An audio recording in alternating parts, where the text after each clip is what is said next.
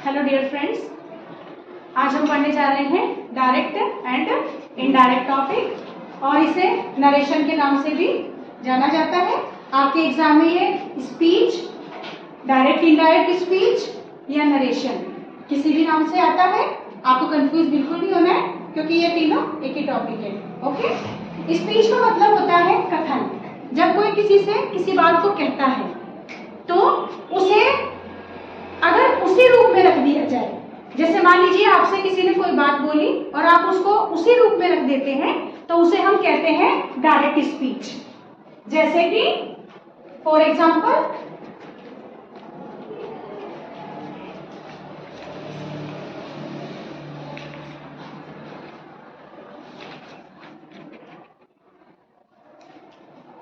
जैसे कि Ram said to me you are my friend. Ram ने मुझसे कहा तुम मेरे मित्र हो। तो डायरेक्ट स्पीच में किसी वक्ता के द्वारा कही गई बात को हम वैसे का वैसे लिखते हैं और इसमें से, सेड या विल से, शैल से ये क्रिया होती है। तो इसमें जो ये पहला पार्ट है इसमें आपको से क्रिया मिलती है, ठीक है। और ये इसमें आपको कॉमास मिलेगा और ये लास्ट में आपको मिलता है यहाँ पर full stop. Okay, well understood. तो यहाँ पे हमने कोई चेंज नहीं किया, वक्ता ने जो भी अपनी बात कही है हमने उसे यहाँ पे वैसे का वैसे ही कह दिया है। इसे हम कहते हैं डायरेक्ट स्पीच यानी कि प्रत्यक्ष कथन। दूसरा जो टाइप है इनडायरेक्ट स्पीच। एग्जाम में हमें डायरेक्ट स्पीच से इनडायरेक्ट स्पीच करना होता है, नरेशन करना होता है, ठीक है। तो उसमें वक्ता के द्वारा कही गई बात को जब थोड़ा परिवर्तन करके अपनी ओर से कुछ चेंजेस करके कहा जाता है तो उसी को हम कहते हैं इनडायरेक्ट स्पीच या अप्रत्यक्ष कथन। वाक्य का अर्थ नहीं बदलता, अर्थ उसका वही होता है, बस कहने का तरीका हमारा थोड़ा सा बदल जाता है। और ये अगर वर्तमान काल में है, प्रेजेंट टेंस में है, तो हमारा इनडायरेक्ट का जो स्पीच होता है वो हम किस टेंस में कर देते हैं, उसे हम कर देते हैं पास्ट टेंस में, ठीक है। तो इनडायरेक्ट स्पीच जो होता है जिसमें हम कुछ चेंजेस करते हैं उसे हम भूतकाल में शो करते हैं। जैसे कि इसका इनडायरेक्ट स्पीच हमारा हो जाएगा राम सेड टू का टोल्ड, और कॉमास की जगह पे हमने बैक का चेंज कर दिया।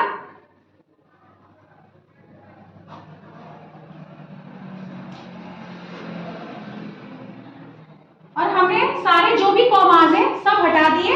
Eight last we will put only a full stop, you can see here, ठीक है।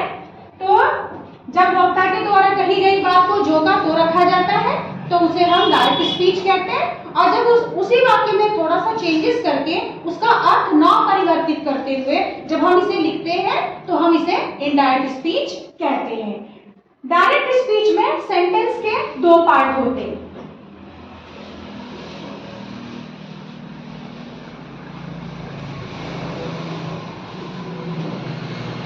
आपने पिछली कक्षाओं में भी इस चीज को ऑलरेडी पढ़ा हुआ है। डायरेक्ट स्पीच में सेंटेंस के दो पार्ट होते हैं। एक होता है सिंगल कॉमास के पहले वाला, ये होता है हमारा पहला वाला पार्ट जिसे हम कहते हैं रिपोर्टिंग वर्ब। ओके, और ये जो इन्वर्टेड कॉमास के अंदर किसी के द्वारा कहा हुआ कथन होता है उसे हम कहते हैं रिपोर्टेड स्पीच।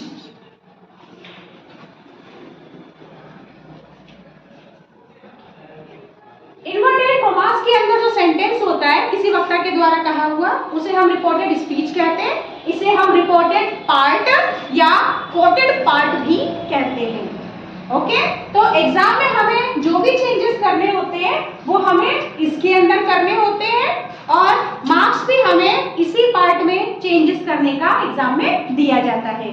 और टेंस का चेंज या प्रोनाउन का चेंज, दो चेंज करने होते हैं, टेंस का चेंज या प्रोनाउन का चेंज, वो हमें इसी पार्ट में करना होता है। इस पार्ट में रिपोर्टिंग वर्ब में केवल एक चेंज होता है। तो अभी हम यहाँ पे टॉपिक डालेंगे रिपोर्टिंग वर्ब में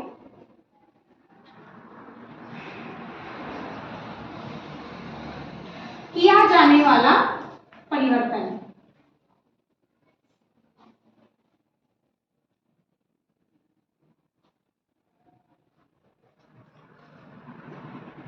रिपोर्टिंग वर्ब में हमें सिर्फ एक चेंज करना होता है, जो कि रिपोर्टिंग वर्ब। यहां पे हमें एक वर्ब मिलती है से के साथ में टू होना चाहिए। हमें चेंज करना है तो से के साथ में टू होना चाहिए। तो से टू या फिर सेज टू। अगर पास्ट टेंस में है तो वो हमें मिलेगा सैड टू। से टू और सेज टू ये प्रेजेंट इंडेफिनिट टेंस है, ये प्रेजेंट इंडेफिनिट टेंस है, और said to past indefinite tense है। तो अगर से टू है तो इसका चेंज हम करते हैं टेल में, और सेज टू है तो इसे चेंज किया जाएगा टेल्स में, और सेड टू है तो ये चूंकि पास्ट है, से की सेकंड फॉर्म सैड, तो टेल की सेकंड फॉर्म टोल्ड। तो रिपोर्टिंग वर्ब यानी कि पहले पार्ट में सिर्फ इतना ही परिवर्तन किया जाना है, और बाकी जो भी हमें रूल्स पढ़ने होते हैं वो सेकंड पार्ट यानी कि रिपोर्टेड स्पीच के लिए पढ़ने होते हैं। और सभी कॉमास को हटाकर कंजक्शन के रूप में दैट लगाया जाता है। सभी कॉमास को हटाकर कंजक्शन के रूप में दैट लगाया जाता है।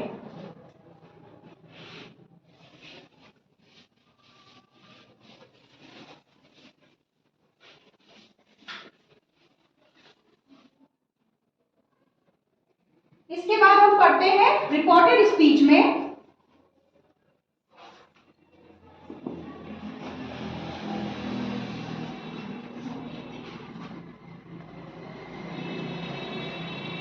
किया जाने वाला परिवर्तन। तो आप लोग रिपोर्टेड स्पीच में किए जाने वाला परिवर्तन यहां से करेंगे। तो मेनली हमें यहाँ पे दो चेंज करने होते हैं, एक तो टेंस का चेंज और दूसरा प्रोनाउन का चेंज। ये आप लोग ध्यान से देखेंगे। टेंसेस में होने वाला चेंज,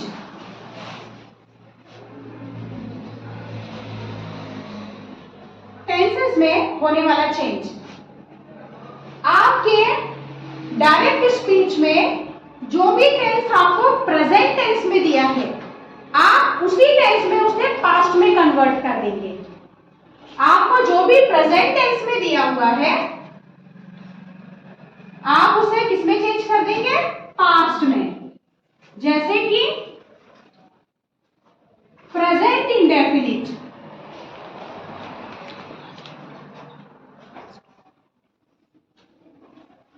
प्रेजेंट इंडेफिनिट टेंस, इसका चेंज हम कर देते हैं past indefinite tense. Present indefinite है तो वो हो जाएगा past indefinite.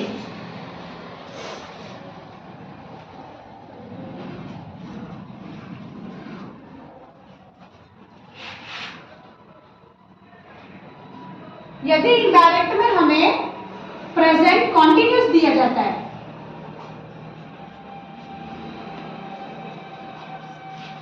present continuous tense will be changed into past continuous tense.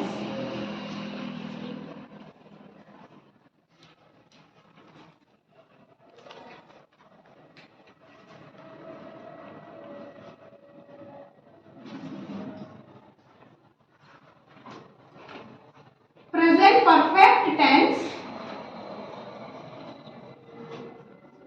इसका चेंज हमें करना होगा पास्ट परफेक्ट टेंस में।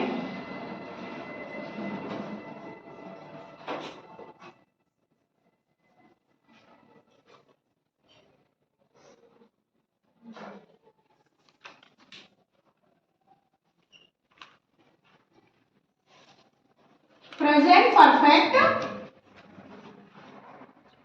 कॉन्टिन्यूअस टेंस,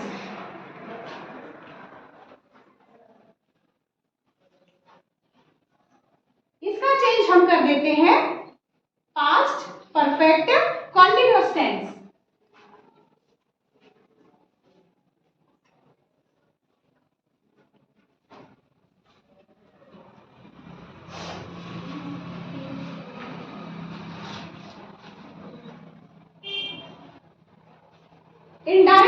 स्पीच करने के लिए सबसे पहली बात तो ये कि हमें टेंस का ज्ञान होना जरूरी है। इसीलिए हम लोगों ने पहले टेंस पढ़ा ताकि हम टेंस को अच्छे से समझ लें तो हम इसको कर पाए।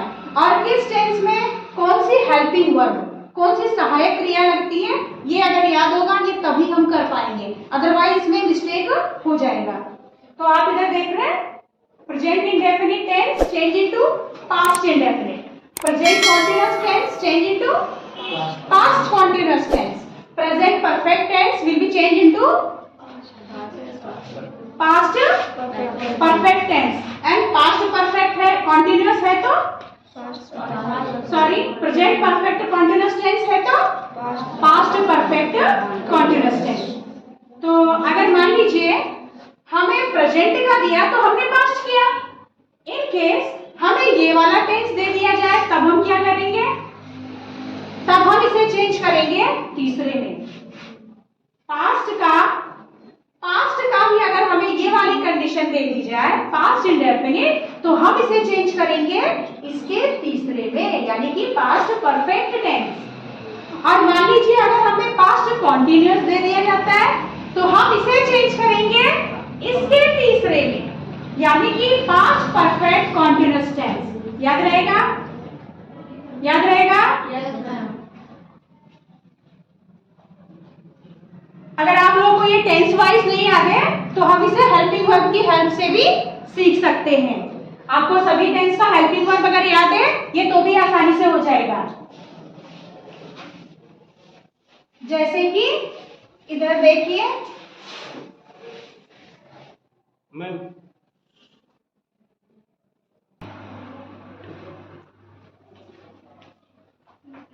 प्रेजेंट इंडेफिनिट टेंस में हेल्पिंग वर्ब कौन सी यूज की जाती है? Indefinite. We are talking about indefinite tense. Do या does. First of all, main verb की first form या फिर उसमें s या es है ना, यही होती है।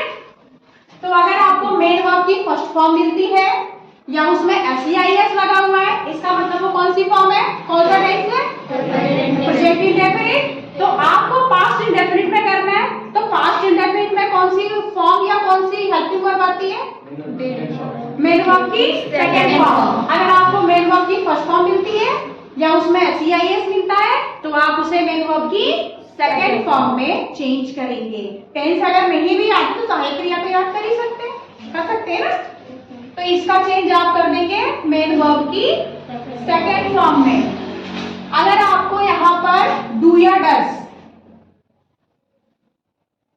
अगर आपको डू या डज मिलती है और साथ में नॉट मिलता है, ठीक है, तो ये डू नॉट या डज नॉट मिलता है तो आप उसका चेंज करेंगे डिड नॉट। ये उसी टेंस का नेगेटिव है ना, नेगेटिव है, ओके।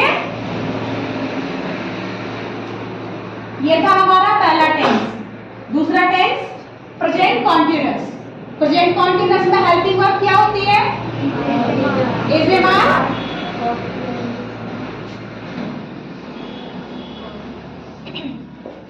एम आर होती है। तो हमें उसको कन्वर्ट करना है पास्ट कॉन्टिन्यूअस। पास्ट कॉन्टिन्यूअस में हेल्पिंग वर्ब क्या होती है? Was verb. कितना इजी है याद रखना, है कि नहीं?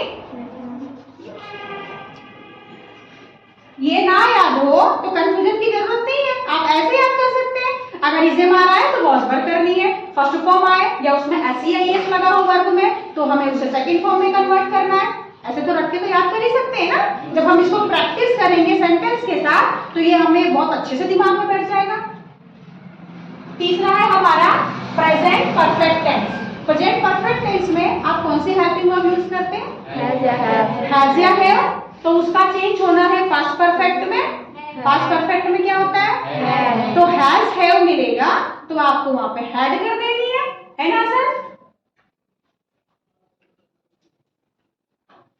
हैज या हैव मिलेगी तो आपको उसको कन्वर्ट कर देना है हैड में। और परफेक्ट है तो थर्ड फॉर्म इसमें भी होती है, थर्ड फॉर्म उसमें भी मिलेगी। प्रेजेंट परफेक्ट कॉन्टिन्यूअस टेंस, तो यहाँ पर भी वही कंडीशन हो गई, आपको हैज बीन हैव बीन करना होता है, तो पास्ट में आप हैड बीन कर देते हैं। तो याद रखने की तो जरूरत भी नहीं है, हैज हैव को ऑलरेडी ऐड करना है, बाकी सब कुछ तो वैसे ही दोनों में सेम होता है ना। तो यहाँ पे आपको हैज या हैव के साथ में बीन मिलती है, तो आपको हैज हैव का तो ऐड ही करना है ना, बस यही तो करना है। 2-4 पॉइंट ही बस याद करने के लिए, बाकी तो आप डेली पढ़ ही रहे हो, ये प्रीवियस नॉलेज में से ही आ जाता है। अभी हमने यहाँ पे देखा था कि अगर प्रेजेंट वाले हो तो हम ये कर दें, लेकिन इन केस हमें पास्ट इंडेफिनिट दे दिया, यानी कि हमें मेन वर्ब की सेकंड फॉर्म दे दी या फिर हमें डिड के साथ में नॉट दे दिया, तब हम क्या करेंगे? तो ये है हमारा मेन वर्ब का अगर सेकंड फॉर्म आ जाता है, मेन वर्ब की सेकंड फॉर्म आ जाती है, तो आपको इसे किसमें कन्वर्ट करना है?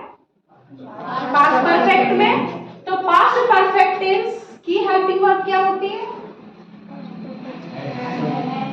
हेड होती है, और हेड के साथ में मेन वर्ब की कौन सी फॉर्म? Third form. तो हमें यहाँ पर हेड के साथ में वर्ब की थर्ड फॉर्म होती है। सबसे इंपॉर्टेंट यही है, और एग्जाम में इसी का मार्क्स जो है दिया जाता है। गलती बच्चे करते हैं तो यहीं पे करते हैं, टेंस चेंज करने में ज्यादा गलतियां होती हैं। अगर हमें प्रेजेंट पास्ट कॉन्टिन्यूअस दे दिया, पास्ट कॉन्टिन्यूअस में हम वॉज वर्ब लगाते हैं और साथ में वर्ब में आईएनजी भी होता है। पास्ट कॉन्टिन्यूअस यहाँ पे लिखा हुआ था, मिटा दिया, उसका कन्वर्जन किसमें? पास्ट परफेक्ट कॉन्टिन्यूअस में। पास्ट परफेक्ट कॉन्टिन्यूअस में हैड बीन के साथ में वर्ब में आईएनजी, तो वॉज या वर्ब का चेंज हैड बीन, वॉज या वर्ब का चेंज हैड बीन, और वर्ब की आईएनजी फॉर्म तो हमें यहां पर भी मिलती है और यहां पर भी है, तो हमें अलग से लगाने की जरूरत है ही नहीं, सिर्फ हमें ये याद रखना है वॉज वर्ब आ रही है तो हम उसे हैड बीन में चेंज कर दें। तो ये था टेंस में किया जाने वाला परिवर्तन जो हम इनडायरेक्ट स्पीच में करते हैं।